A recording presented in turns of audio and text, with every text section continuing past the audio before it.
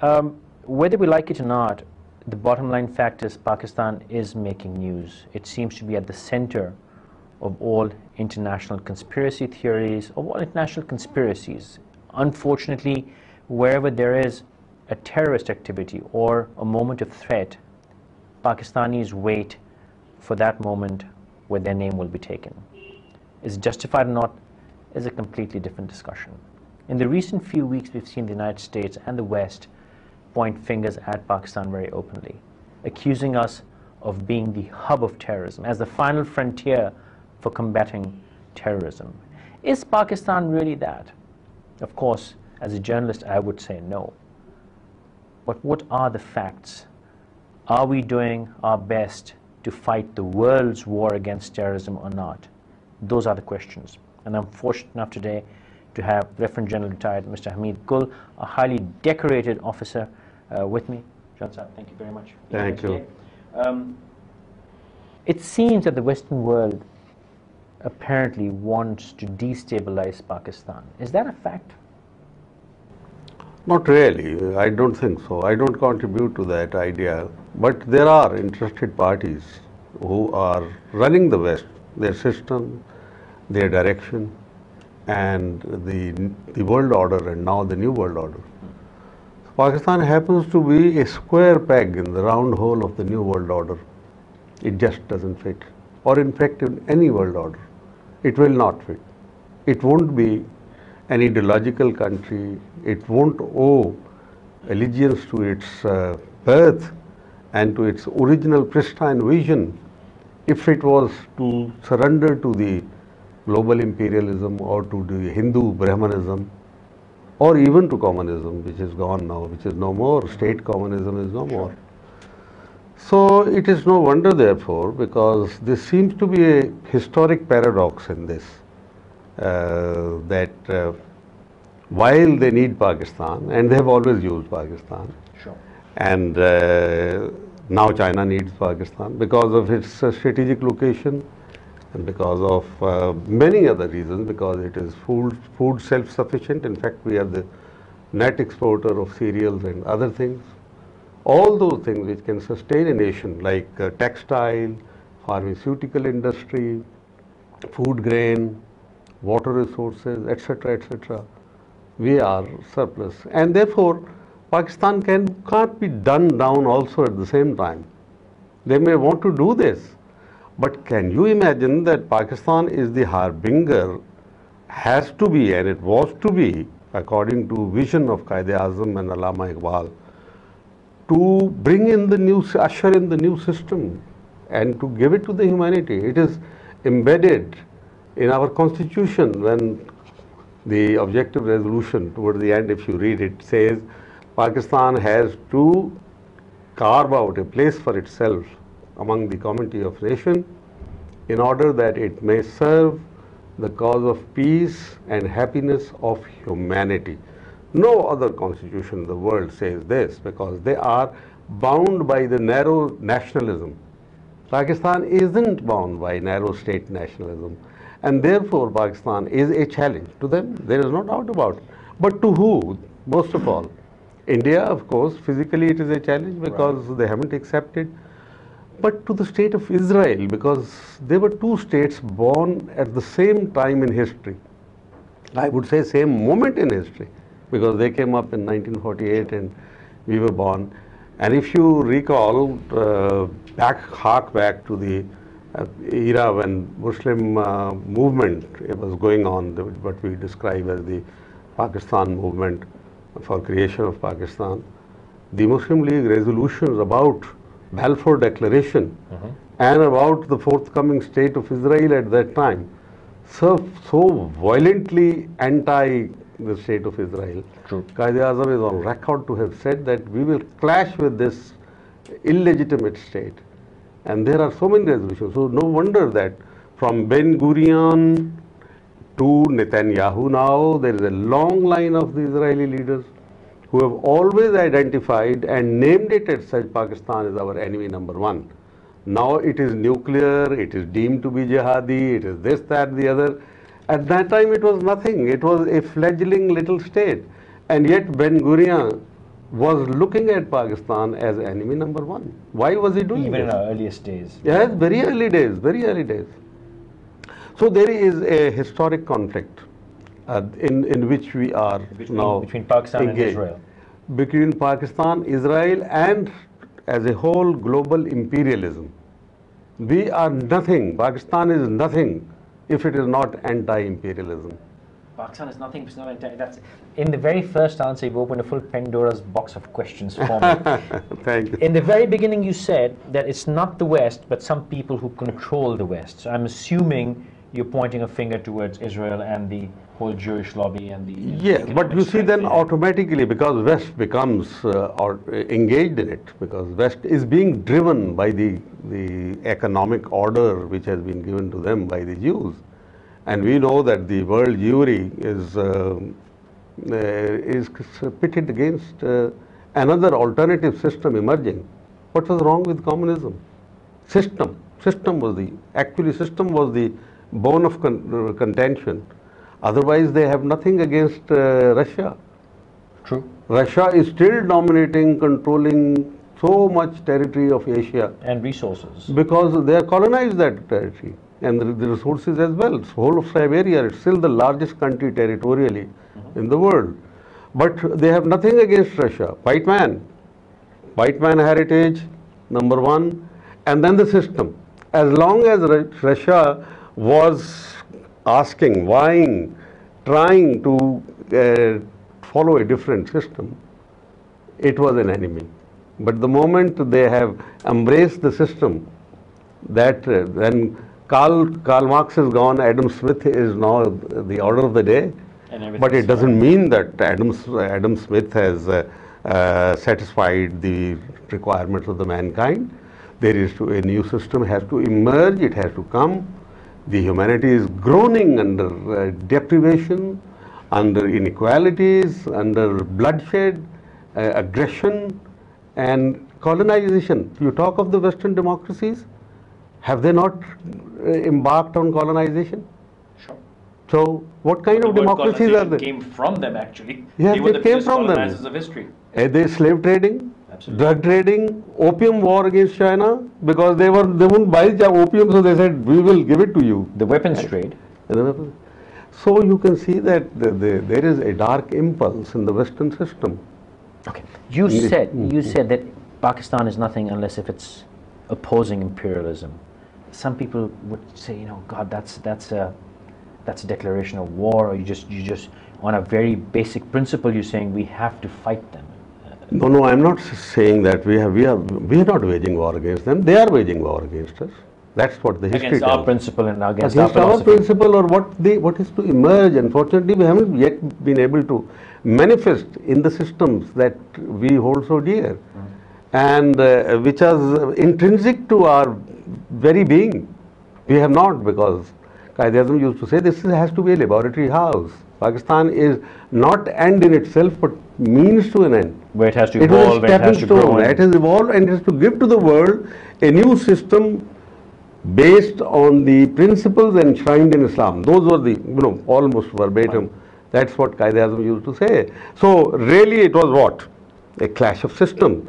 But when Pakistan was being created at that time, state communism was really becoming very powerful and the world was rallying around it, the have-nots, the poor people of the world.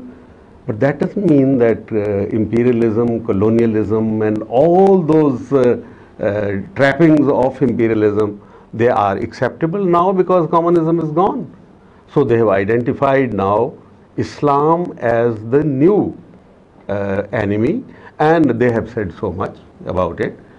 But Pakistan is the sort of a symbol of it, because Pakistan was created for Islam. No other country in the world has been created for Islam.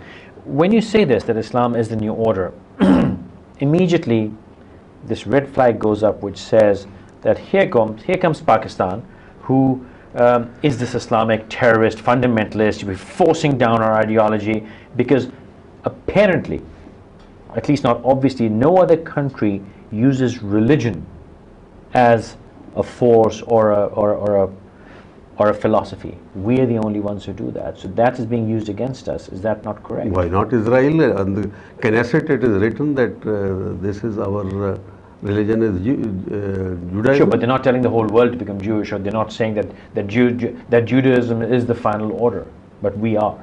We say No, Islam but- is the final order. But how come they are? This is what they're saying. This is where the conflict is, because they did not accept the Prophet of Islam Okay.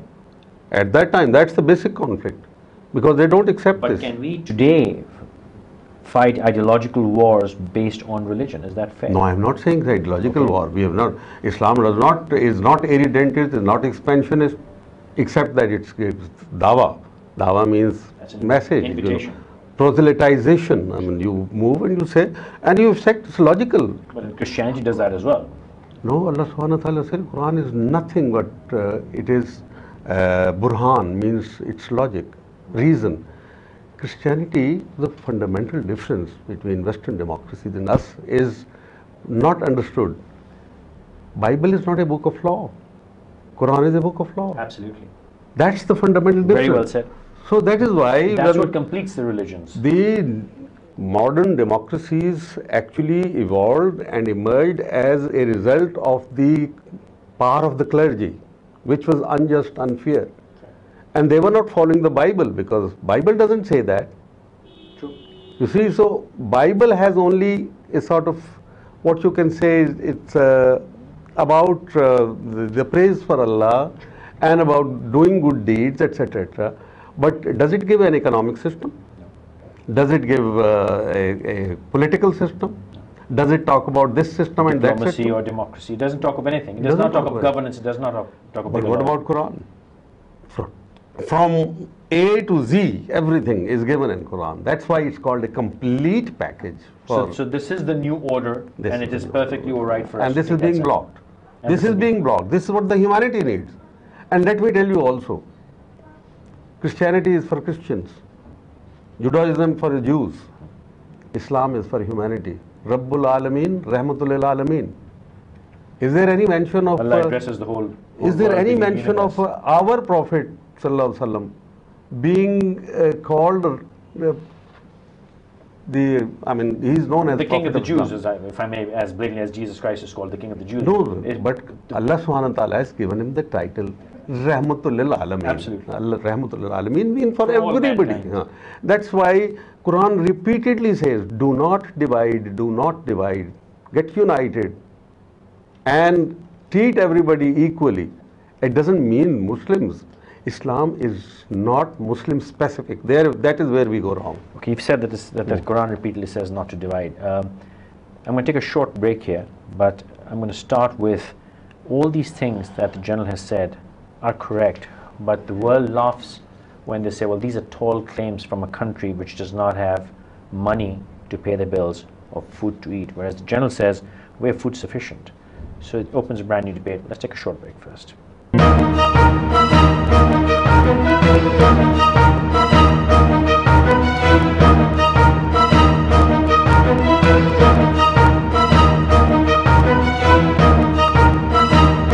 Thank you very much for staying with us. I have with me Lieutenant General Hamid Gul, who has headed Pakistan's premier intelligence agencies and is a highly decorated officer. However, he's also,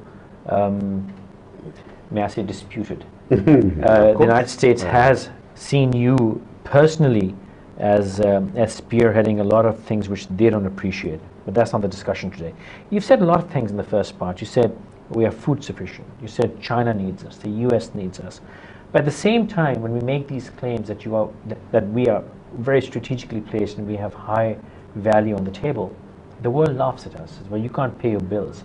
Our leaders today, and I won't even take any names, are actually making these blatant claims of who can go and raise more money out of charity. That's the call to fame. So given that we're suffering food shortages, we've got energy crisis, we've got water crisis, we have governance crisis, we're corrupt, and yet you say that we have very high value. So who's responsible for all those weaknesses? As far as food is concerned, of course, poor people are not getting the food, but it's a problem, the distribution system, because they can't afford. Otherwise, in our stocks, there's enough food. Who says we don't have enough food? All right. why? And not just production capability. You're saying we are producing, it's not being distributed. It's not being distributed properly. As a plan, either by mistake, accident? No, I think it is because of the system which has weighed down the growth and the potential and the faculties of the people of Pakistan. So basically incompetence. Basically incompetence, corruption, and basically because we are in the wrong direction. Okay, who's put us in that direction? It is the West who wanted, for 9 years we were not able to make the constitution because they didn't want it to be an Islamic constitution. Okay. And once it was there, in spite of the objective resolution, now objective resolution is being objected to by so many liberal intellectuals of Pakistan, and they are trying to prove that it was one wrong document. There is nothing they can do about it because now it is substantive part of the constitution. And that is the direction. But it has created contradiction within the constitution. Whereas we say that Allah subhanahu wa ta'ala is our sovereign. If He is our sovereign, then it will be His law. Fine. In Saudi Arabia, there is a Sharia system, they say, but there is, the law is made by the king. Fine. It is called Amr al-Malki. Here it has to be Amr Allah. Okay. It is the Allah's order. So when we say that if Allah is sovereign, and it is His law which has to prevail, the question arises, has He made the law? And where is that law? It is in the Holy Quran. Okay. And there has been no change in the Holy Quran. That is the promise of Allah subhanahu wa ta'ala. It has been shown in practice, given a model in the state of Medina in the early days. Subsequently, when you transited into Malukiyat, as they say, into the hereditary Khulafai, after Khulafai Rashidin, hereditary Khulafa, then they became kings. And that's where things started going wrong. Okay, now, what you're saying is we've got everything going for us. We've got all the right constituency, yet we're in this unfortunate state that we are in. So are we here because we are just an incompetent nation? Are we here because our politicians are incompetent? Or are we here because someone's engineering this? Who says that we are weak and incompetent? Because we created this country in the face of so many opposition, powerful opposition. It is one of the miracles. And you see Stanley Walpole's book, The Jinnah of Pakistan, and then you see that how he pays tribute to Jinnah, that nobody has created a country like Jinnah had created a country. This is a unique example. Okay. So we're not an incompetent nation. We are not incompetent. We are hardworking people. We are very resilient. Recently, I think Henry Kissinger gave this tribute to Pakistani nation that don't touch them. They are a very resilient nation. Fine. And he said that it could even start a third world war if you try to finger Pakistan too much. You know, this is what their thinkers are saying. It is because Pakistan holds a potential to give a new system. Therefore, we have been always in the eye of the storm. They've been attacking us from all directions. And one of the tools they have used is to have us indebted. An agriculturally rich country, hard-working people. So this is what is called odious loans. It's not the word that I am using, the term that I am using. This was used for Cuba when about 100 years plus, when Spain had a lot of loan on Cuba. At that time they said that this is an odious loan because the people of Spain, people of Cuba had not been consulted when this loan was being taken. So any loan which the lender has to pay, but lender was not asked, the borrower was not asked. The borrower in this case has never been asked. People have gone, signed. It has been never discussed and debated in the constitution, in the parliament. And the second is that those loans are odious, which you don't have the capacity to pay, and they have not been spent on them. There are three conditions here in case of Pakistani loans. Why I describe them as the odious loan. One is that people of Pakistan have never been asked that, do you want it? Will you be willing to pay it? Second is, these were not spent on them. There are economic hitmen. You see the book. It clearly says that 60 to 70% is funneled out, goes back to the Western economy. Then this has not been spent on them, but they have to, each Pakistani has to pay something like 50,000 rupees. Before he is born, a child who is still in the womb of his mother is under debt. Actually under debt to the amount of 50,000 per child, per person, per capita. Now, what is his fault? That child which is coming out in the world, an indebted child who is gobbled up his money. And then second is that you don't have the capacity to pay. What should we do with this 180 million people? Drown them in the Arabian Sea just because we owe them the loan? So my solution is moratorium, no loans to be paid. Because their loans, and there are so many countries, 13 countries of Latin America who have not, they have gone into default. And there are so many countries, including Poland, which had, at that time when the Soviet Union broke up, they had a loan of $28 billion, 17 million population, $28 billion loan. And now Greece is going in the same direction. We are going in the direction. Okay, so this has happened, I understand. The enemies of the country are doing this. But of course they're doing it in cahoots with our own leadership, our own politicians, our own representatives. They are not our representative. I dispute that. Okay. They are not our. They are representative of a system which has been imposed on us. Okay. And this is not this system, 1935 Act, which is still indirectly or directly governing us. 1935 Act, which is the Anglo-Saxon law, 1935 Act, and the law of evidence given to us by the British, which never concludes a case. There are such simple laws, Islamic laws. There are such simple Islamic taxation systems, zakat and ushur, and you be done with it. But General, how does that put these governments in place? I mean, we do elect them. Because they are using the infrastructure of so-called theoretical infrastructure of democracy, okay, to perpetuate imperialism as the lackeys of imperialism. They are trying to advance their own the status quo. The forces of change and forces of status quo have been clashing ever since, I think, humanity ever appeared on these forces of status quo. There is a perpetual clash. Now that clash is between the forces of between the forces of change and the status quo. Pakistan is somewhere symbolically stand in the middle. As I told you, and thus the pressure. And Pakistan has three attributes to its credit. One, that it is Islamic. A dominant notion of the age is religion has always been, but currently Islam in its resurgent stage is the dominant notion of the age, because it promises to give a new system. No new system exists, but it promises, and it is there theoretically available. Second, nation state is a new phenomena.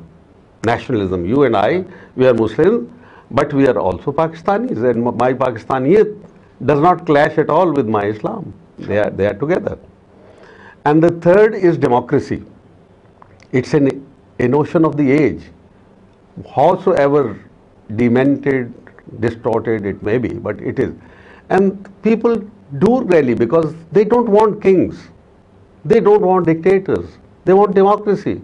But democracy does not deliver. And it's a strange thing that democracy in its own birthplace, in its own house, is not delivering. In the West, it's not delivering now. Democracy is not delivering.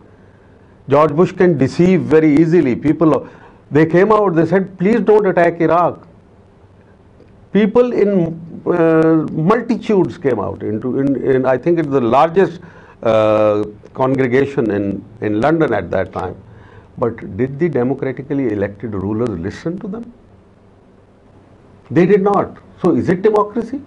Democracy is actually the will of people must be reflected in the policies of the state. The will of a nation has to reflect in its policies. Now here is the will of the nation which has been clashing with the American agenda. This is where Pakistan stands today. It is being torn, the nation is being torn between the will of the nation and the demands of American agenda. Okay, I want to ask them then once again, we make these claims of supremacy, of importance, yet we are, and we have to admit it, we are in a very, very delicate situation right now. So are the forces which are putting us in this situation, vis-a-vis our leadership, are they working as agents of destruction of the country? Are they working as agents of prosperity? I think they are simply blocked. I would not blame them for working deliberately, willfully, on purpose to break up the country. No, I would not. Then I would say fair to say they're highly incompetent. They are blocking the system, a new system which is to emerge.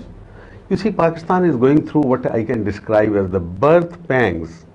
A mother gives birth to a child, it goes through birth pangs. Pakistan is destined to give birth to a new order. And therefore, Pakistan is going through the birth pang. 64 years in the life of a nation are nothing. And no other nation can claim that they can survive under these conditions like we have survived. We have fought the superpowers, we are fighting them again. We have fought poverty, we have fought calamities, we have faced invasions. We have done everything. Everything that a nation can suffer, we have suffered. Okay. We're seeing a wave of fascism or forced Islamization in our own ranks, and even the population of Pakistan is feeling uncomfortable with people breaking into schools and forcing women to dress a certain way. No, they are the agents. They are not, I don't agree that they are the true representatives of Islam. Okay. You're suggesting? Because they have to, because a CNN survey some 7 or 8 years ago said 88% Pakistanis want Sharia. Yes, I remember. Then it was very alarming for them. So they're trying. Such a vast majority. Interesting, okay. So Sharia has got to be, name the dog and hang it type of thing. You know, name it, label it, and then. I understand. But even despite all this, there is such a romance for the Islamic system among the people of Pakistan that the latest survey, Gallup Pakistan survey, says 67% Pakistanis immediately want implementation of Sharia, and the others who have not voted for it, most of them say that it should be done step by step. So these people who are conducting these acts, which is defaming the religion, you're suggesting that these are the agents working against the They don't know, I'm not, this agent may be a very strong word to use, because they don't even know, because among them, now Aman al-Zawahiri has written a book on Pakistan's constitution, Morning and the Lamb, and in which he describes it as un-Islamic, etc., etc. No, as I said, that the three notions but combine only in Pakistan, these three notions of the age being the religion, and Pakistan, of course, is born because of owes its existence to religion. And second is nationalism, state nationalism, and third is democracy. We have to get this democratically, constitutionally. Nobody should force it on us. And as I tell you, the will of people is again and again yearning, and it is pressing for getting this, what they have always wished. And in that, we have got to do it democratically. And luckily, we have traveled more than half the way, I would say 90% of the way, because we have got it in the constitution. All we have to do is implement the constitution of Pakistan.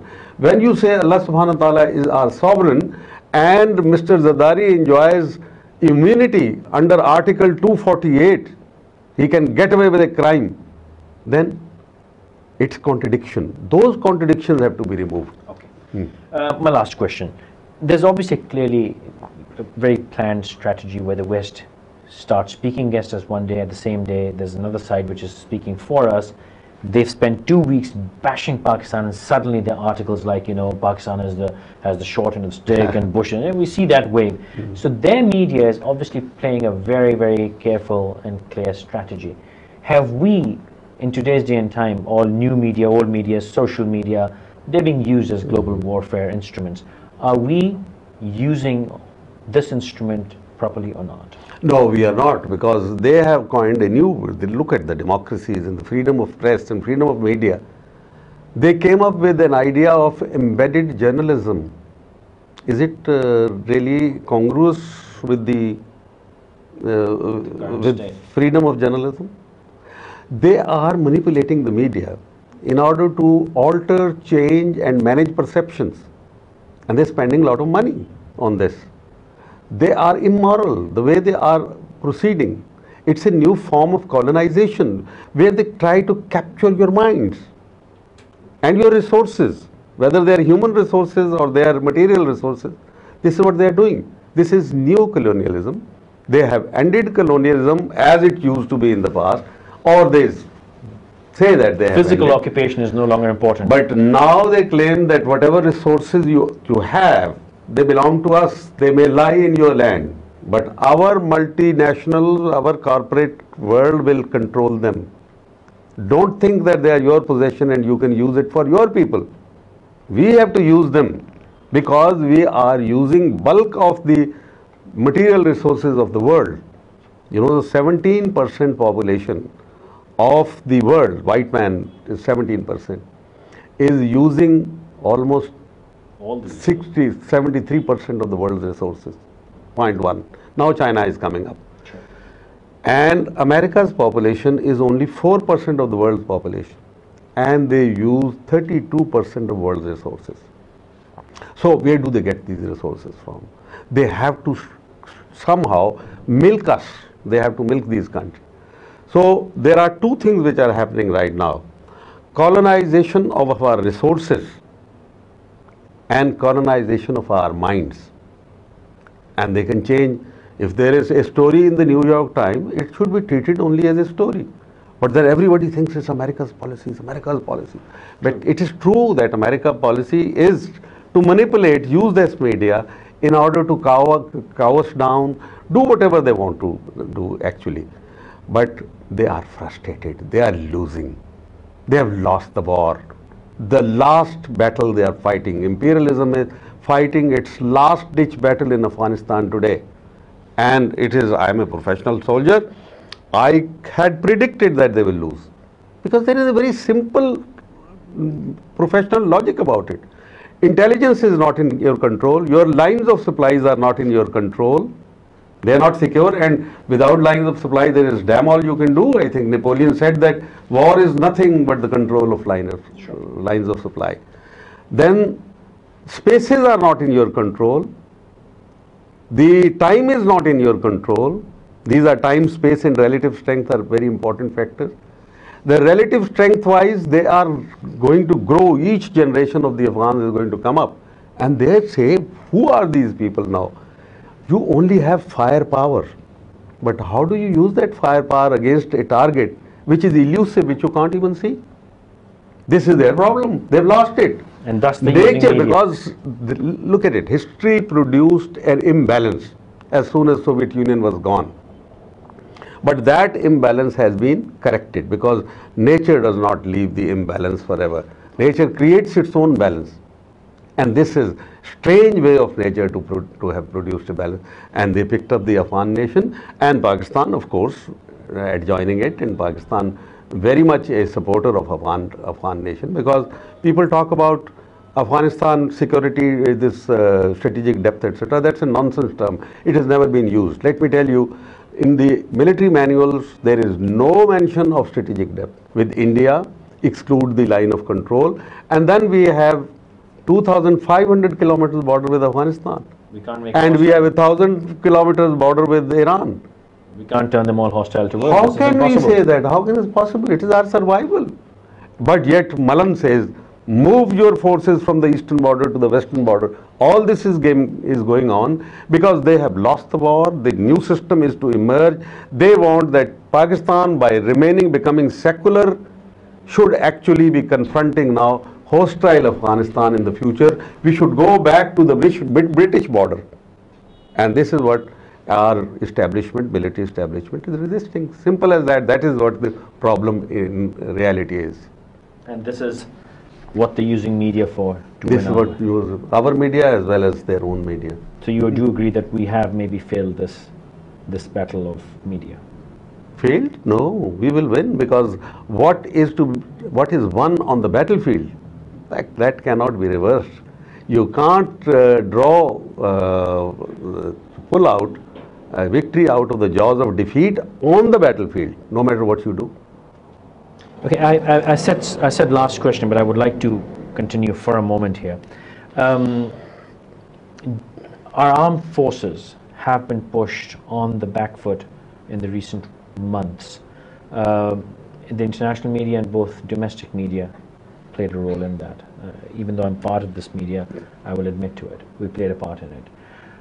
Has Pakistan Army failed the world in any way? And is it fair to accuse our intelligence agencies, our army, our armed forces the way they have been accused? How have we failed the world?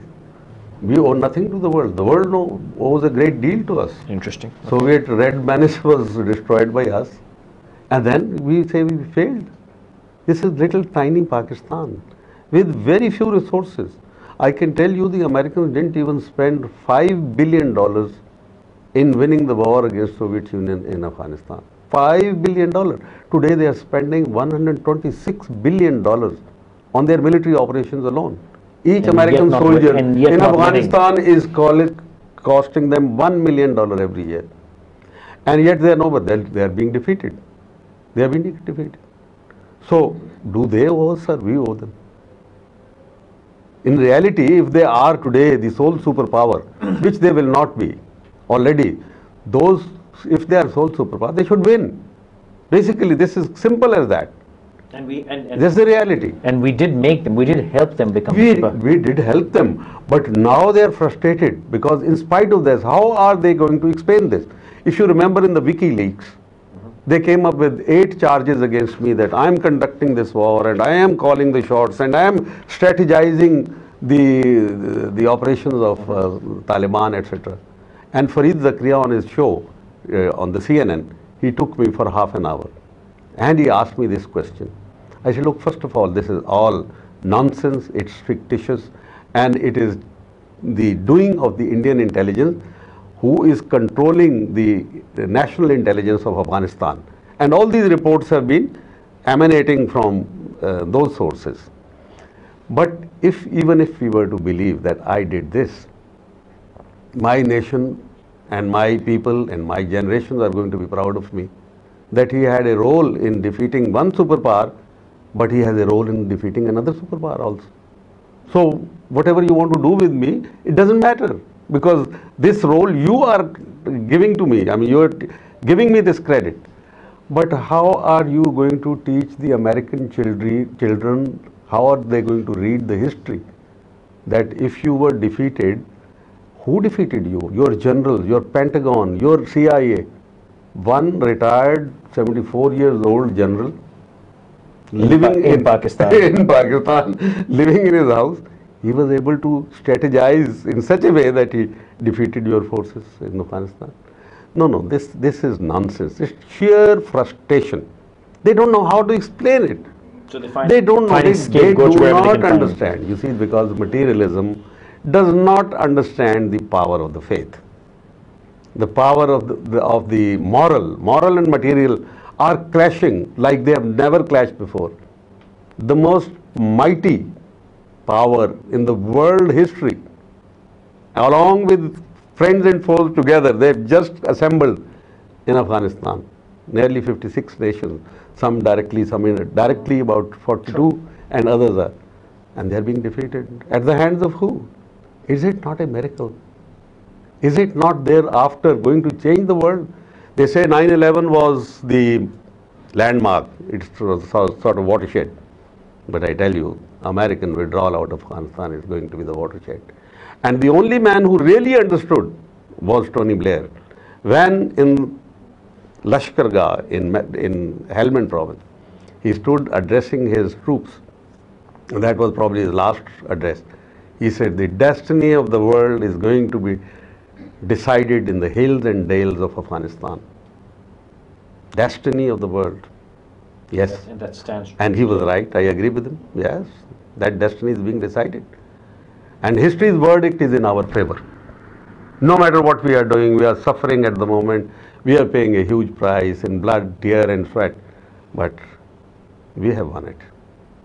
You are a fantastical force. Hamid Gul is this fantastic superhuman being who can wage a war on the whole world. Who were those fantastical forces who managed to start from Pakistan, get hundreds of kilometers in Afghanistan, attack the embassy and come back? Who were those forces? No, no, no. Who were those magical forces? No magical force. They are Afghans. They converted. You remember 2 days later, there was an attack on the CIA compound next to Ariana Hotel. And who did that? It was an Afghan. And what was the claim? That his mind had been changed. He was told that these are occupation forces, they are our enemies, and you got to do your duty to your country. If Americans are doing their duty to the country, Afghans are doing their duty to the country or resisting their occupation. Somebody also said the other day that, the same Afghans fought a war of freedom against Russia. So is it okay for them to fight another war of freedom against the US because they are being occupied still? Yes, principle is the same. Principle is the same. Why not? General, thank you so much. It's Thank been you. a pleasure.